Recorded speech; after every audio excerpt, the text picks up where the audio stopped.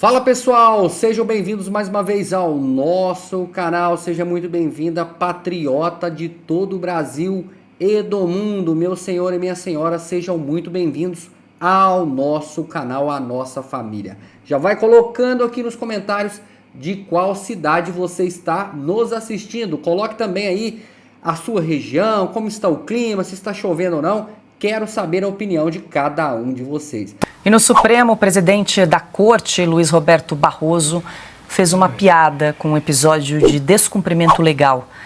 Durante a sessão, o ministro falava sobre a interpretação das leis pela Justiça brasileira. A interpretação jurídica nunca é uma matéria puramente singela. Eu me lembro sempre de um episódio ocorrido com o saudoso professor Geraldo Ataliba, em que ele fazia uma palestra fumando um cigarro, numa época que se fumava diferentemente do que se fuma hoje. E a palestra era sobre a efetividade das normas jurídicas. Ao final da palestra dele, em que ele fumou durante todo o tempo, um cidadão levantou na plateia e falou assim: professor, o senhor fala tanto em efetividade das normas jurídicas, mas o senhor ficou fumando o tempo inteiro e aqui há placas dizendo proibido fumar. E o Geraldo, que era um homem extremamente criativo, disse assim: meu amigo, o seu problema é a deficiência na interpretação das normas jurídicas. A placa que diz proibido fumar está aqui atrás de mim. Portanto, evidentemente, ela não se aplica a mim, porque eu não consigo ler de costas. E a outra placa está aí no auditório, o que significa que só não pode fumar no auditório, de modo que eu não descumpri norma alguma. De modo que a interpretação é sempre sujeita às múltiplas visões da vida. Deixa eu começar com o Alexandre. Alexandre, antes de começar aqui o programa, a gente sempre faz o esquenta aqui, né? Antes de entrar no ar, o Piotr já até havia perguntado para você, eu repito aqui a pergunta: você já viu isso em outras composições do Supremo Tribunal Federal, Alexandre? Olha, um mau exemplo desse, não. Eu já vi gracinhas, né? Mas que não contivessem uma lição de moral tão negativa. Esse é o grande problema do Brasil, o não cumprimento das leis. Fingir que a lei está atrás de mim, fingir que a lei é para os outros. Esse é que é o problema. Parece que o Supremo está mais solto agora, está mais perdeu o mané. O Supremo que eu via lá atrás era um Supremo respeitoso e respeitado em consequência.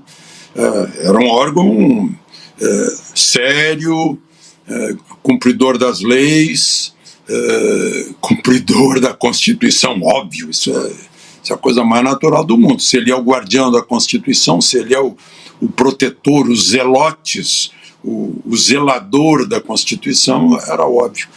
Mas fica divertido, é brincadeira, mas o âmago disso é o mal do Brasil. É o descumprimento da lei, é aquilo que eu disse e vou repetir se alguém não entendeu bem, né? Achar que a lei é para os outros, achar que a lei está nas minhas costas, eu não preciso ver, eu não cumpro.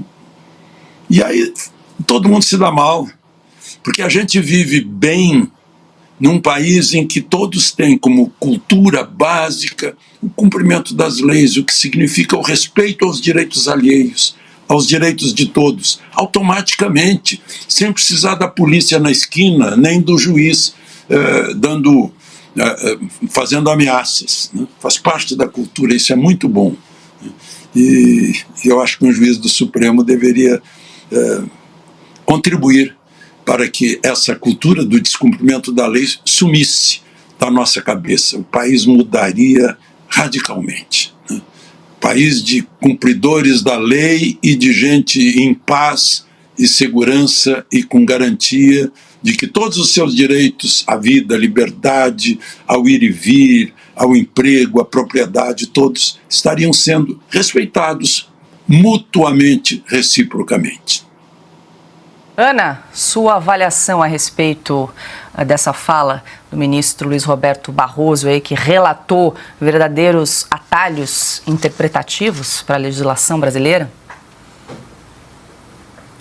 Paula, é aquilo que o Alexandre estava falando, né? Eu também cresci vendo o Supremo Tribunal Federal como uma corte respeitada, respeitável, né? Todos sempre se referindo aos ministros, à corte, de maneira muito respeitosa.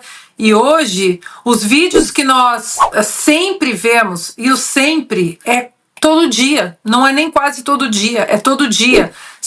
Sejam eles vídeos da corte, ali das sessões, ou vídeos individuais, ou vídeos dos convescotes, né? Que eles vivem, aos quais eles atendem aí no mundo para falar mal do Brasil, Nova York, Portugal, Lisboa, né? Roma, agora recentemente, Oxford. São a postura que eles demonstram, não são posturas de respeito de ministros da Suprema Corte de um país. A maneira, né, quando eles querem falar ali aquela linguagem, o juridiquês, eles gostam de falar o juridiquês, para inglês ver, vamos colocar dessa maneira, e quando eles acham que eles podem ser cidadãos comuns, eles são cidadãos comuns numa mesa de bar com as togas. Eles que vivem falando sobre a Suprema Corte Americana, a Suprema Corte Americana para lá, e citam decisões importantes da Suprema Corte Americana. O Flávio Dino, esses dias, inclusive falou o nome correto para os juízes da Suprema Corte Americana, porque aqui são juízes, ele falou os justices, mas eles não se comportam como os juízes da Suprema Corte Americana. Eles falam fora dos autos, eles dão entrevistas aleatórias, eles falam sobre legislações. E lembrando que o ministro Barroso é um daqueles que acredita na Constituição viva, né? Bom, se o Congresso não mexe, a gente tem que mexer. Já que falamos de juízes americanos, um grande juiz aqui, o Antonin Scalia, já falecido, muito respeitado por democratas e republicanos, ele sempre dizia que a Constituição é um documento morto.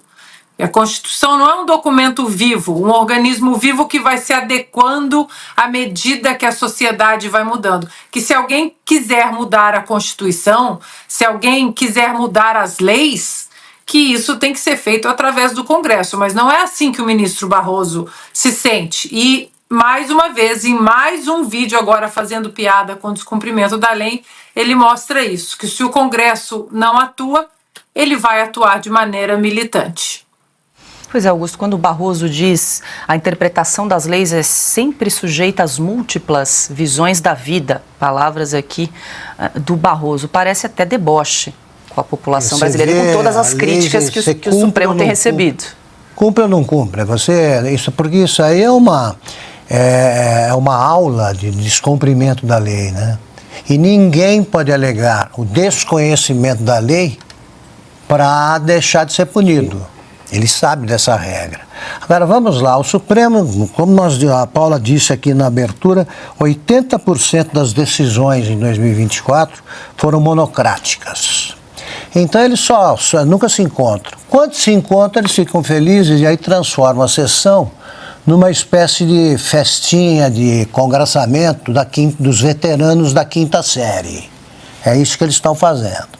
Eu me lembro que eu estava num voo e também um cara quis fazer uma piadinha. Estava na minha frente, o cara era presidente da Souza Cruz no Brasil. E já não se podia fumar no avião. Ele começou a fumar, ostensivamente. Aí veio a comissária de bordo falando, não pode. Tá? Ele disse assim, não, que é o seguinte, eu sou presidente da Souza Cruz, se eu não fumar, eu sou demitido. É uma gracinha, da qual riria o Gilmar Mendes. Não tem graça nenhuma e ele foi obrigado a apagar o cigarro, e evidentemente, porque quero ver se alguém fizer isso com o Barroso por perto num avião. É a interpretação da lei. Quem trabalha em empresas que produzem cigarro tem a obrigação de fumar. Olha a interpretação. Ele está ensinando. Isso aí agora vamos fazer o seguinte.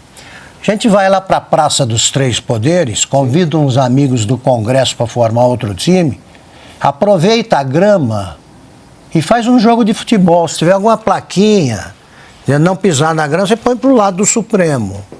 Que eles têm que evitar pisar na grama. Sim. E a gente joga na Praça dos Três Poderes. Pode, pela aulinha que ele deu e pelo sorriso do decano, pode. É isso. Pois é, Eles não se respeitam, né? Sim. Eles não se respeitam. O eminente colega, o eminente ministro morre no discurso. Quando ele vai contar o episódio do professor Geraldo Ataliba, ele começa assim: o Geraldo, que era um homem extremamente criativo, e aí ele narra todo o episódio, todo o caso. Criativo é uma palavra perigosa nesses últimos tempos, porque isso está naquelas relações... Criatividade para achar alguma coisa sobre a Oeste. Né? Incrível, né? Bom. E Piotr, só antes de você começar o comentário, a gente preparou mais um trecho do Barroso, porque tem uma segunda parte. Vamos acompanhar. Aqui mesmo dessa tribuna, o antigo ministro Luiz Gallotti tinha uma passagem clássica em que ele criticava a interpretação literal e ele dizia: foi por ela que Clélia, numa famosa obra do Stendhal, havendo feito um voto a Nossa Senhora de que não mais veria seu amante Fabrício, passou a recebê-lo na mais absoluta escuridão, supondo que assim estava cumprindo a palavra. Que gracinha. Piotr, já são dois casos. Vamos lá, quando ele diz, ele recupera esse caso da interpretação literal da lei, eu acho que ele só não entendeu que a piada se devia a outro fato. Vamos lá. Se você tem na lei que uma carroça não pode ficar em cima da calçada, e não tem mais carroça, e um carro fica em cima da calçada, literalmente você não pode multar o carro, porque a lei fala carroça, mas ali, óbvio, isso é uma interpretação literal danosa. Basta, obviamente, que o sujeito perceba que aqui você tem uma mudança no meio de transporte. Não é, por exemplo, que a liberdade de expressão não está escrita na Constituição. Isso é regra, pétrea por sinal, cláusula pétrea. Não permite interpretação de outra maneira que não o que está escrito pelo Constituinte, que demorou para ser feita. Aquilo não foi feita de roldão, de vamos fazer uma Constituição de hoje para amanhã. Não, não foi. E todos foram votados para chegarem a ser constituintes. Eu tenho aqui 2 mestres que podem dizer isso com muito mais propriedade, porque eu era só um menino que fazia campanha para o doutor Ulisses e informalmente eu nem podia votar. E para o Pacheco Chaves, que foi quem ele foi apoiar lá em Piracicaba. Mas vamos lá. Ele fica com essa ideia de tornar a interpretação da lei maleável. Essa interpretação maleável da lei, né, com essas piadinhas completamente sem graça num país que hoje vive o seu maior drama de insegurança jurídica, drama este gerado pela sua principal, a maior corte, chamada Supremo Tribunal Federal, que ele, o ministro Barroso, preside nesse momento. Ele acha graça nisso?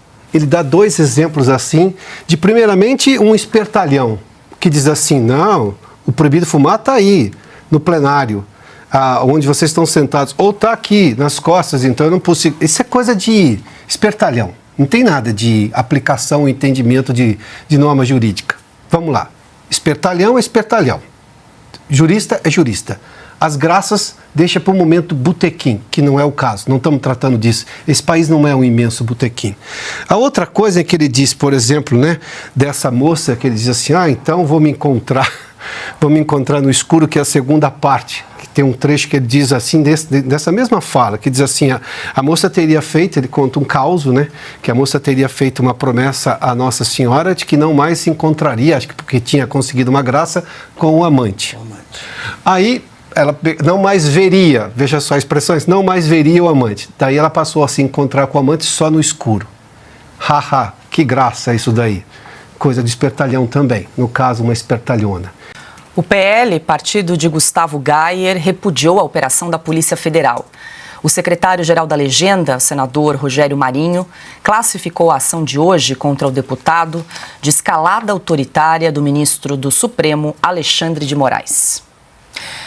Alexandre Garcia hoje conosco nesta sexta-feira, muito boa noite, seja bem-vindo, Alexandre. Então hoje a Polícia Federal cumpriu 19 mandados judiciais por ordem do ministro Alexandre de Moraes, sendo um deles, então, contra Gustavo Gayer. O deputado nega as acusações e diz, então, que a motivação dessa ação teria sido para desestabilizar o seu candidato, o candidato que ele apoia em Goiânia, o Fred Rodrigues, neste segundo turno das eleições municipais. Ele alega, então, perseguição política. Muito boa noite.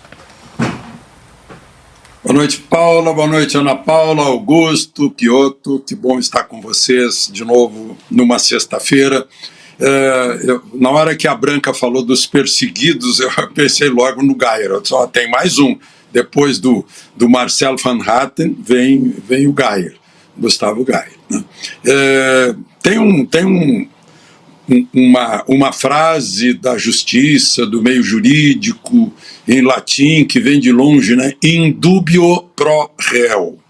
Parece que o que está se fazendo é exatamente o contrário. Vamos procurar juntar narrativas de 20 anos atrás, de coisas que ele não tem nada a ver, para dar um susto nele, né? Para mostrar que a gente está ouvindo aqui as críticas que ele está fazendo, porque ele acha que está valendo o artigo 53 da Constituição, né? De que deputados e senadores são invioláveis por quaisquer palavras, e vamos dar um susto nele. Agora, o que eu não estou vendo é que exista um Congresso Nacional para respaldar o artigo 53 da inviolabilidade de um deputado, de um senador.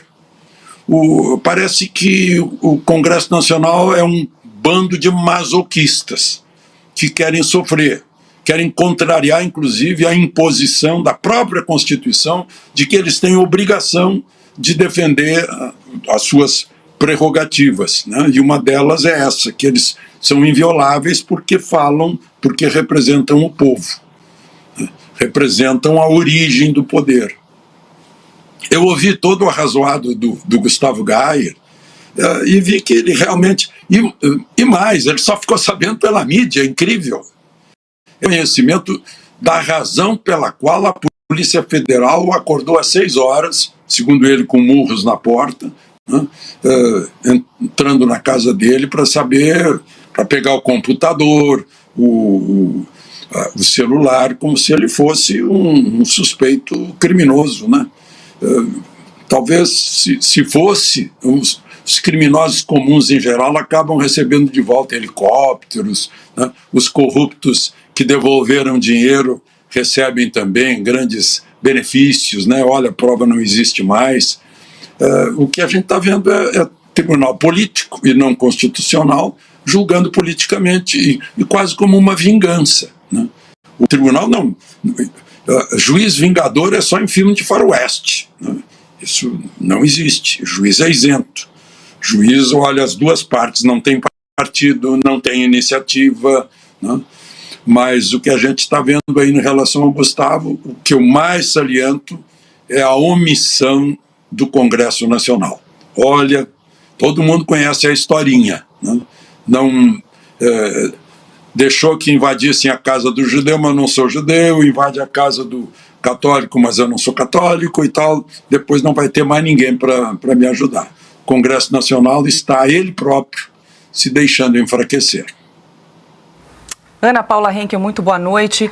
Ana, o Alexandre cita aí o artigo 53 da Constituição sobre a inviolabilidade dos parlamentares e deixa eu só trazer aqui mais uma informação, porque o ministro Alexandre de Moraes chegou a atender um pedido da Procuradoria-Geral da República para vetar a busca e apreensão no gabinete do deputado Gustavo Gayer, ou seja, havia um pedido para que ocorresse busca e apreensão no gabinete do deputado, e aqui vou trazer a manifestação do PGR do Paulo Gonet a respeito.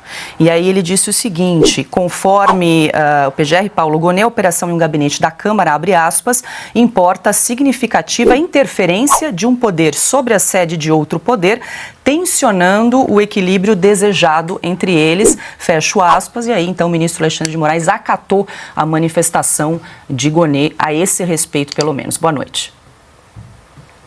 Boa noite, Paula. Boa noite, Piotr. 2 mestres hoje, né? Sexta-feira. Mestre Augusto, Alexandre, e boa noite à nossa audiência.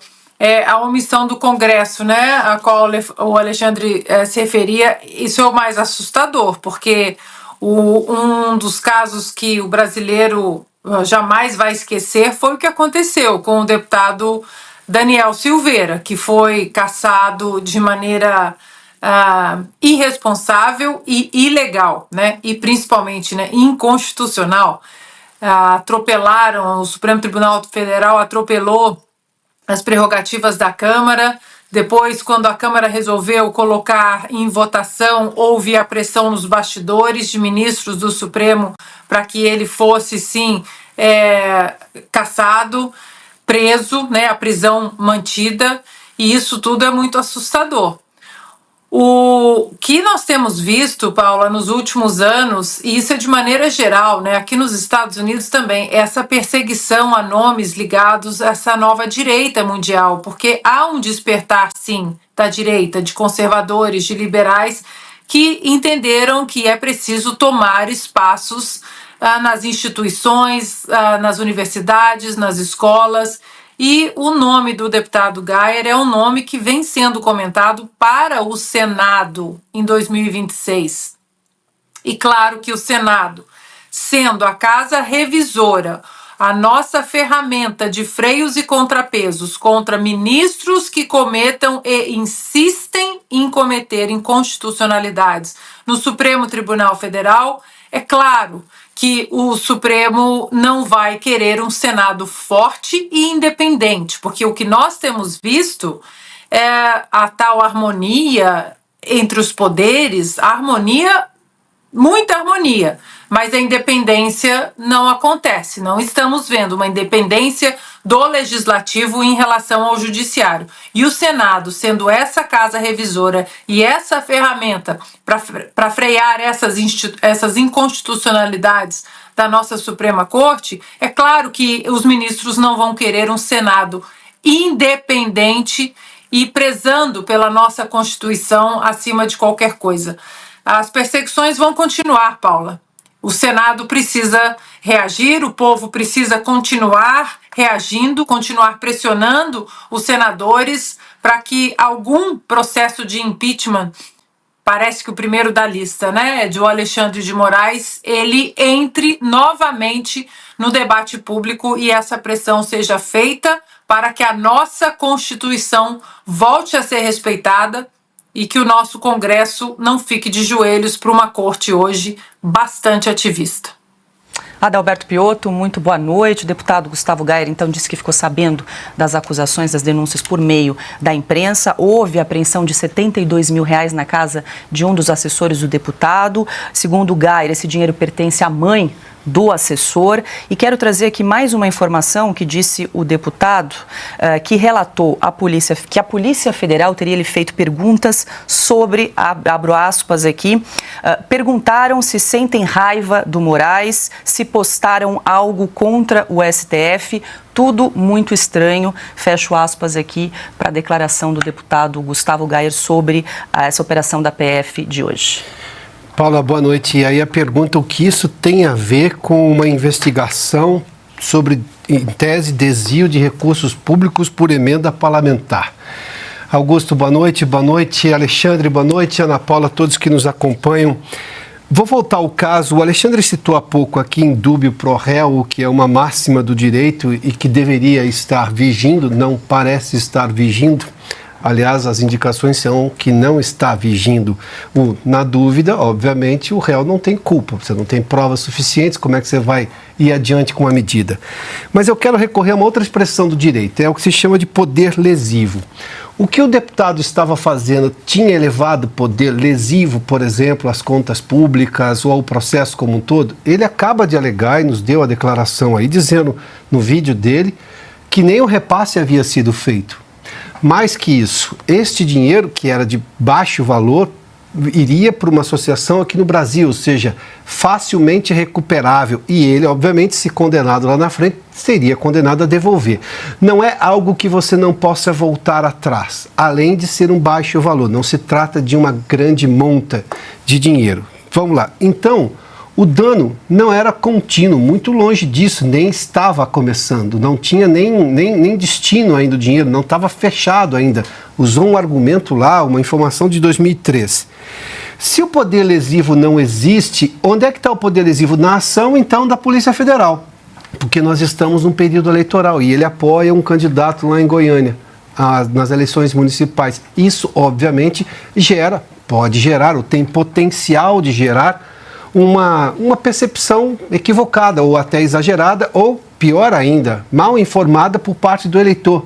Mal informada porque é uma operação de um órgão oficial, de um órgão de Estado, da Polícia Federal, vinda do Supremo Tribunal Federal. Então, o poder lesivo vem de lá, não da ação de quem, em tese, está sendo investigado. Se o poder lesivo não existe por parte de quem está sendo investigado, qual é a lógica de colocar essa operação hoje? Ela poderia acontecer na segunda-feira, depois do período eleitoral. Não mudaria absolutamente nada nesse contexto, ou na terça, ou na quarta, ou na quinta, ou daqui a 15 dias. Porque, de novo, não havia poder lesivo contínuo.